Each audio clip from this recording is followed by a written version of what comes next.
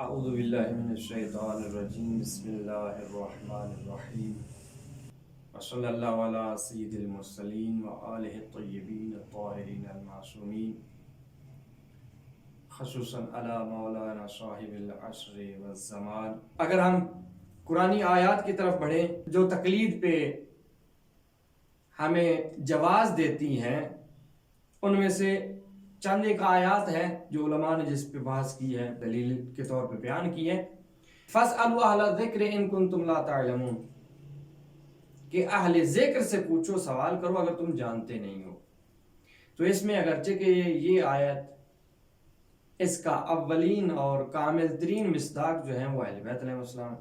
اہل ذکر وہ ہیں، لیکن علماء نے اس کو عمومیت دیتے ہوئے اس میں یہ بھی شامل کیا ہے کہ علماء بھی اس میں آ جائیں گے۔ چلے ہم اس آیت کو اس سے استدلال کرتے ہوئے یہی مانتے ہیں کہ اہل ذکر سے مراد اہل بیت علیہ السلام 12 امام ہیں، ٹھیک ہے۔ لیکن اگر 12 امام ہمیں حکم دیں یا تقلید کا دیں حکم کہ جی تم مسائل دین میں علماء کی تقلید کرو،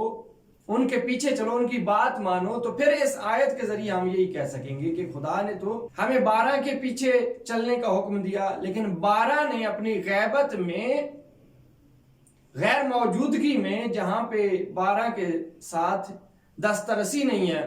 شیعوں کی، ماننے والوں کی، وہاں پہ اگر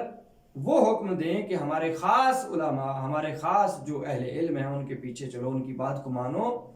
تو پھر یہی آیت تقلید کے جواز کے لیے بھی ثابت کر سکتی ہے، ہو سکتی ہے۔